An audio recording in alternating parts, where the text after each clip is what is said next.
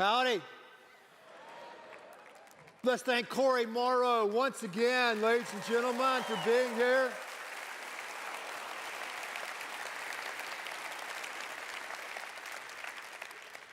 Hats off to Corey. So glad he could be here with us today on this Go Texan Rodeo Sunday. Yeah. I got in a fight this weekend in preparation for the rodeo. If you can see my eye there, there's blood already. Can you see that? There's blood still in it. I thought I'd try to be tough and go to a honky tonk and get, actually it's just a sty. But anyway,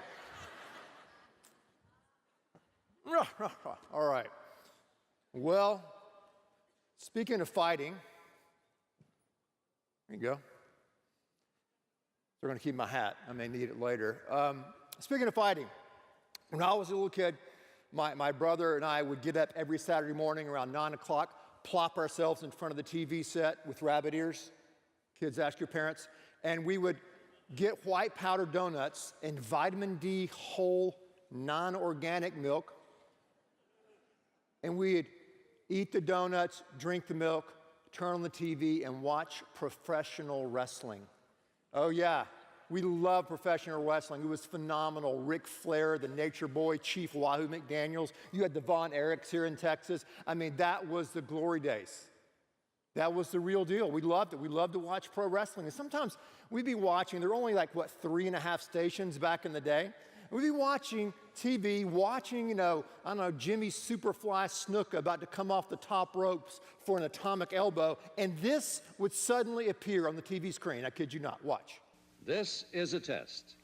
This station is conducting a test of the emergency broadcasting system. This is only a test.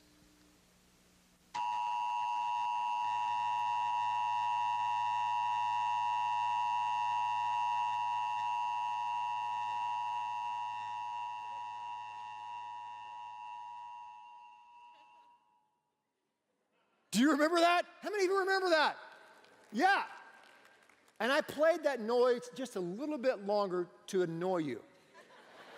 Because that's what it felt like when pro wrestling or our cartoons were interrupted on a Saturday morning or during the week. The emergency broadcasting system. If this was a real emergency, then it would be followed by news and we would tell you what you need to do next. But tests are annoying, aren't they? I don't like tests. I don't care if it's a pop quiz, a final exam. I don't like tests. I've been a professor and a student. I don't like giving them or receiving them. I don't like to take tests. But you know what? Tests are a part of life. In our culture, we'd rather talk about our dreams. What are your dreams? What's in your heart? Follow your heart, follow your dreams. And that's all great. By the way, I think you should get a job first. Follow your dreams. But I've noticed this in life. When you receive a real dream or a real vision, let's say you receive some type of dream from God, that dream is always followed by a test. I don't know if God's given you a dream about your family, about your business, about something in the future, but that dream is going to be followed by a test. We talked the last several weeks about knowing and growing and going with God. God wants us to know Him. He wants us to grow with Him in community. He also wants us to go with Him. And the way we go with Him, one of the ways, is understanding when life is giving you a test, or God is giving you a test. God is giving you a challenge. What do you do about that? How do you negotiate that? Many years ago, there was a couple that was struggling with infertility. They wanted to have a child. They wanted to have a baby. They prayed and they cried and they tried and nothing would happen.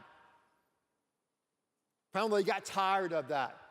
They said, we're going to find a different way. We're going to get this mom, and the wife agreed to the husband, say, hey, you go ahead and have relations with this other lady, and she can give us this child that we have. So that happened, and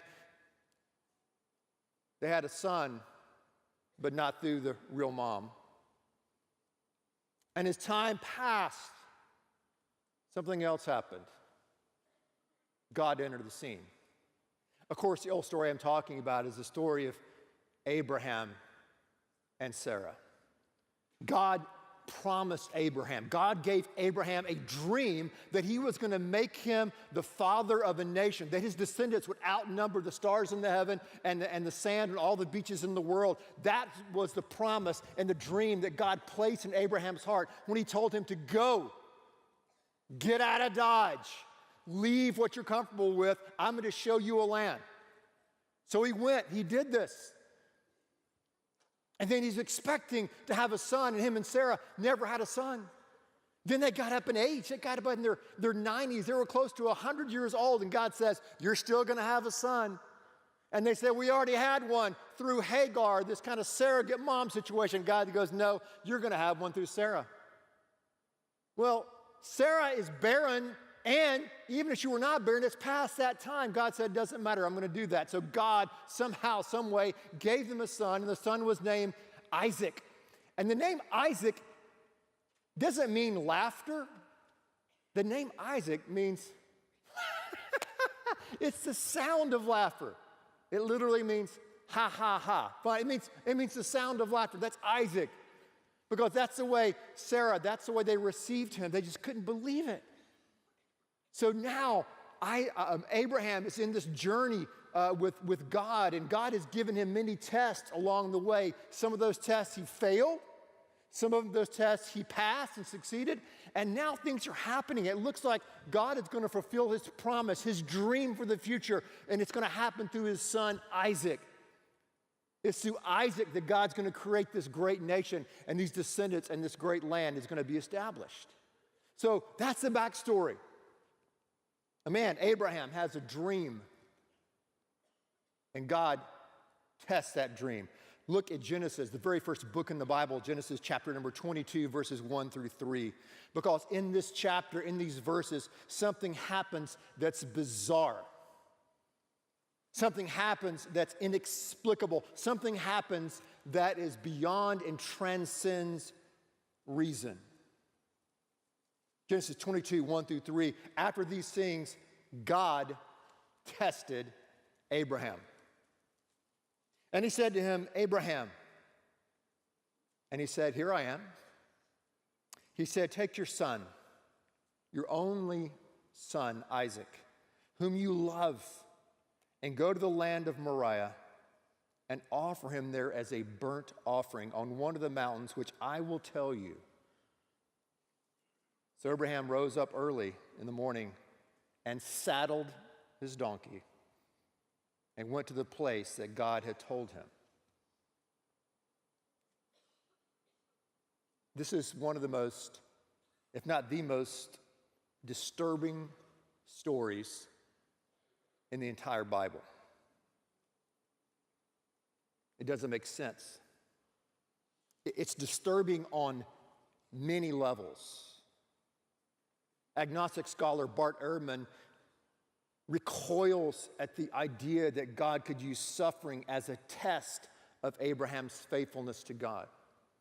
Atheist Richard Dawkins ups the ante and says this story is about child abuse and bullying from God. And I would say this. I think they're wrong.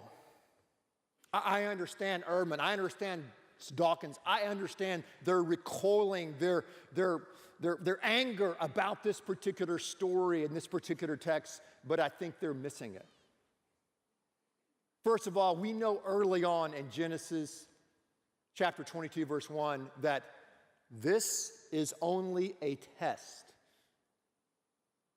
God never, ever would have allowed Abraham to sacrifice his son. God doesn't command us to do that.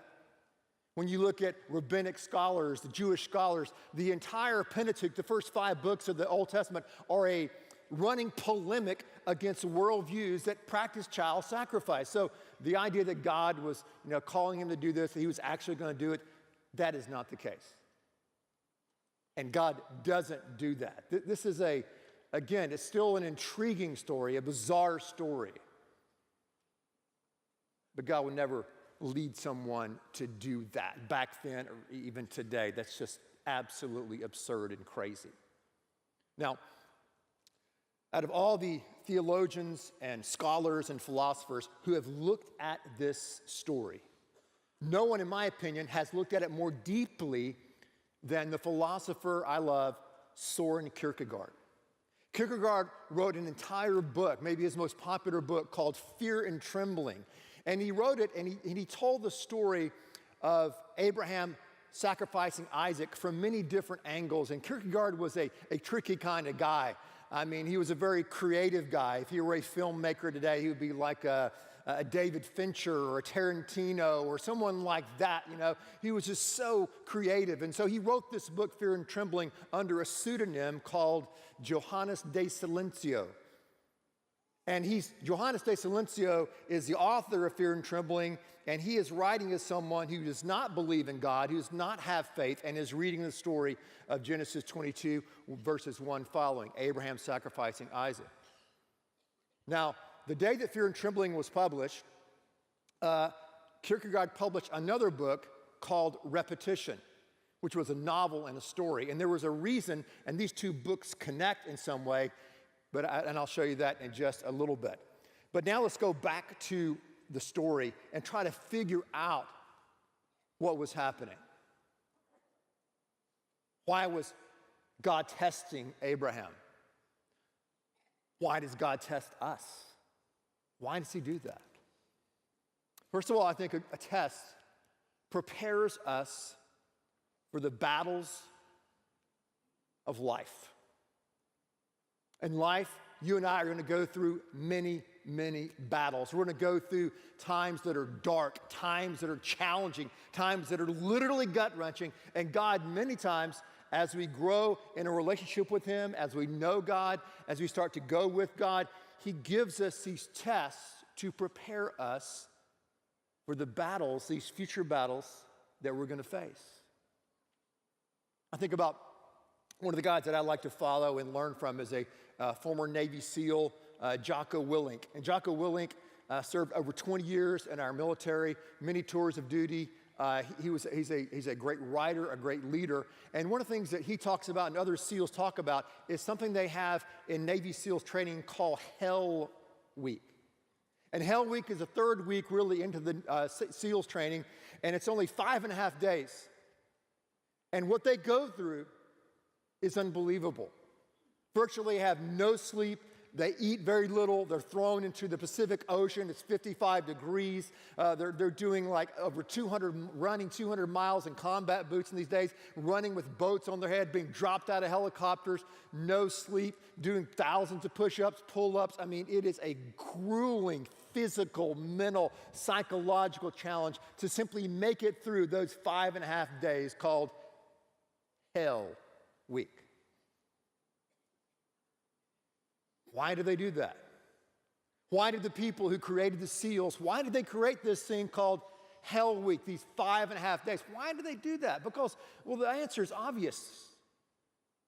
These SEALs, these elite soldiers will go into battle.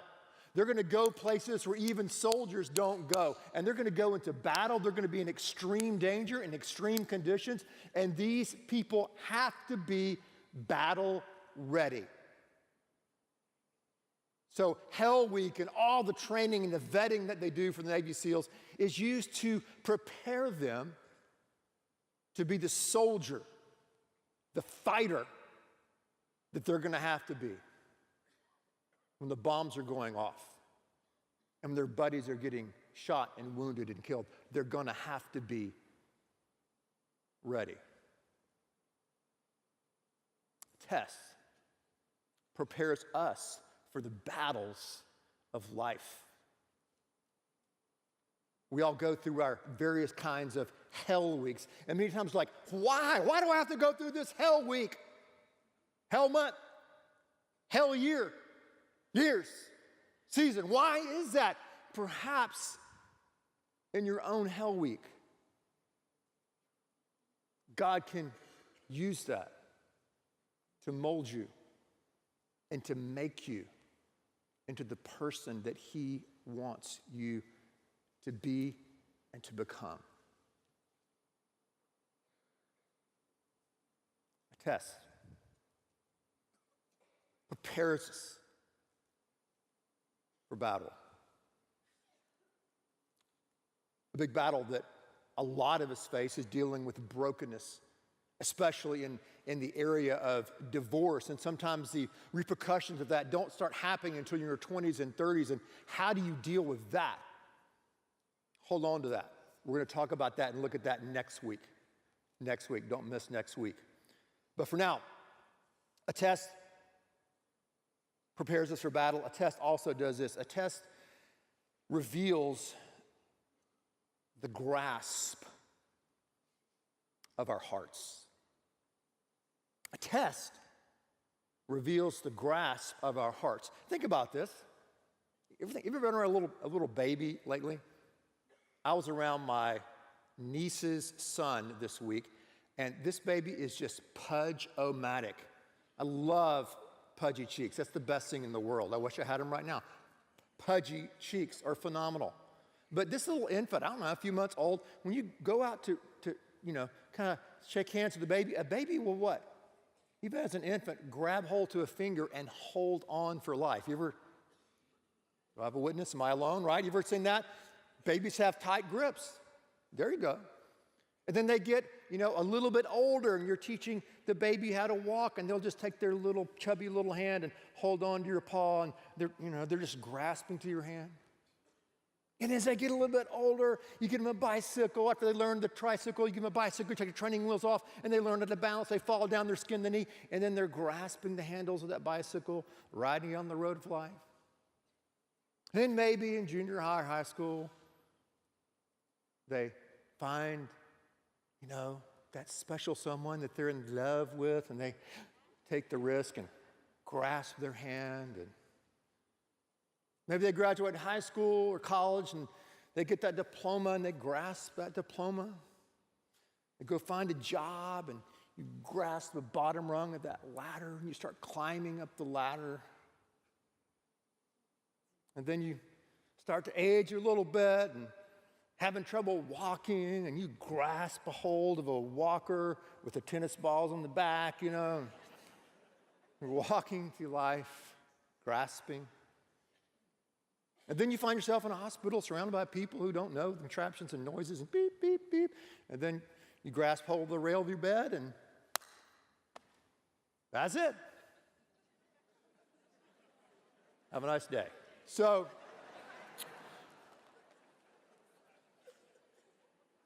seriously though, we go through life grasping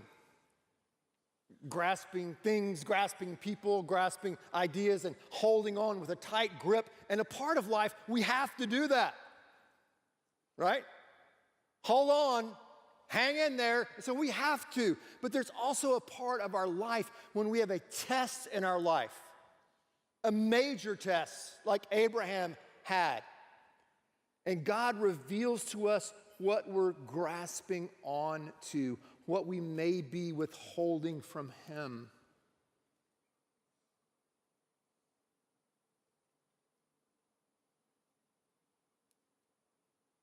And in this passage, he's not talking about sin.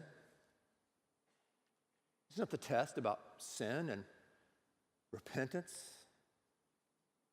This is the test about holding on to someone that's actually a good thing. Perhaps a gift from God to you.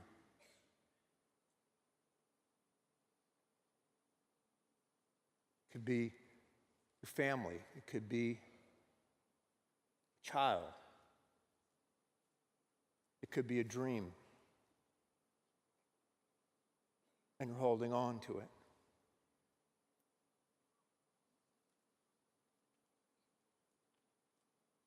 Kierkegaard anguished over this story. Kierkegaard's understanding of this story, interpretation of the story, led to a massively influential movement in the world called existentialism. They're both theistic and atheistic versions of it, but Kierkegaard is the father of existentialism. He wrote that one book, that novella called Repetition, published the same day as Fear and Trembling on Genesis 22. And the novella was about a young man who was engaged to someone, but he broke off that engagement. Kierkegaard, by the time he was 25, had lost both of his parents. He had lost 5 of his 6 siblings. He knew what pain and suffering was like. He knew what loss was like. But somewhere in the process of pain and loss, he saw someone, a girl by the name of Regine Olsen, that caught his eye. This beautiful Danish girl captured Soren's heart, and he tried to court her, and he talked to the family. And after a long process, he finally agreed, and Regine's dad agreed that Soren could ask for her hand in marriage. And so he proposed to Regine, and they were engaged for over a year. But somewhere in that process, Soren got cold feet. He began to doubt whether or not he could be a husband. He began to doubt his love, and he began to wonder, could he fulfill God's call in his life if he married Regine? So he had to do something that was completely culturally unacceptable and taboo. He had to break off the engagement. He had to take this love of his life, this joy that he believed that was a gift from God, and to lay her on the altar. So he writes in these indirect ways through repetition and directly through Fear and Trembling, and talking about Abraham offering Isaac as he laid down Regine, as he laid down that relationship on the altar and broke the engagement off.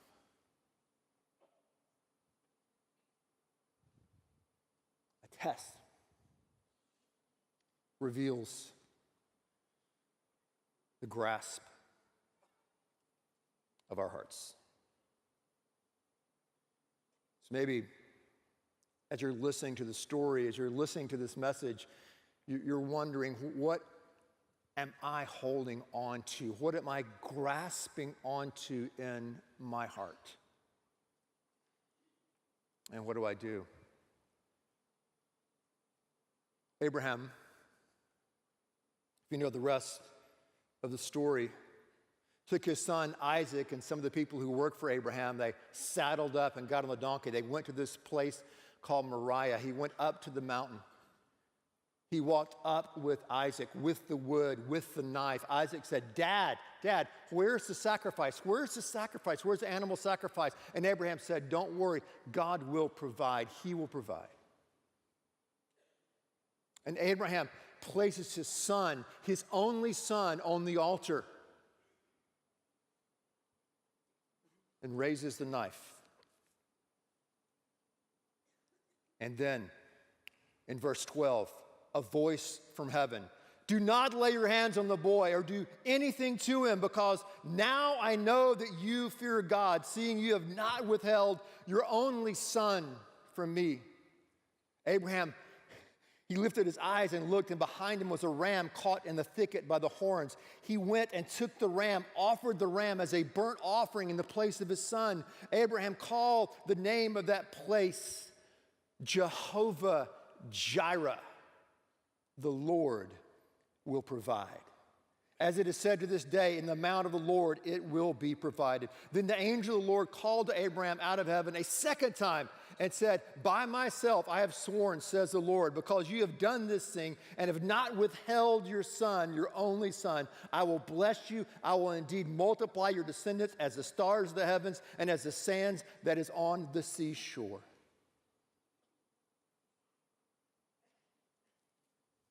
Abraham passed the test. A test that prepares him, that prepares us for the battles of life. A test that reveals the grasp of our hearts, and also a test that plunges us into the very heart of God. A test, a challenge, plunges us into the very heart of God.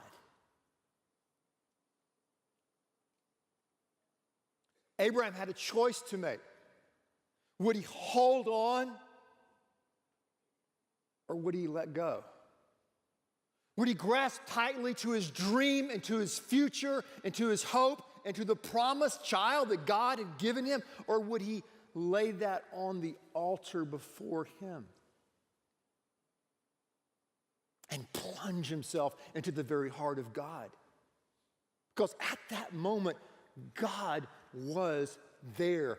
God provided for him.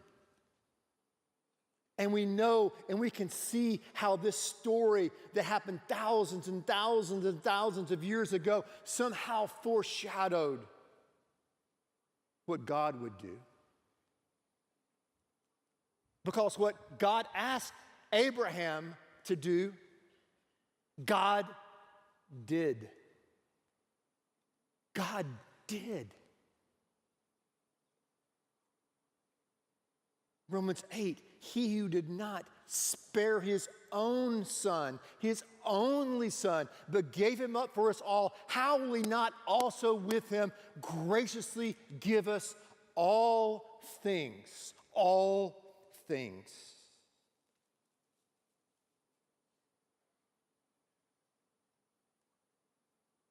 God sent his son. His son laid down his life for us, that we could be forgiven, that we could have redemption, as Corey was talking about, that we could be restored. So we cling to the old, rugged cross that shows us the incredible, mysterious justice and love and mercy and provision of God when we need him the most.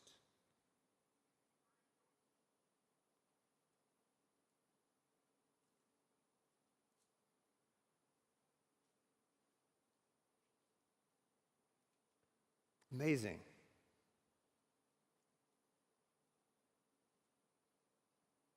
When I'm in a test, when you're in a test, when you're in a challenge, when God has revealed to you what you're grasping and holding on to and withholding and need to let go and lay on the altar, when you do that, know that the God who's asking you to do that is the God who gave himself for you and gave himself for me on that cross. I may not understand, but I can trust him because I know his love for me. I know that in that moment, he will be there and he will provide.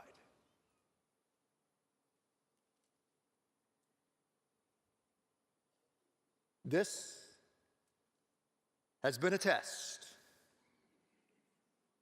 of the emergency broadcasting system. In case of a real emergency,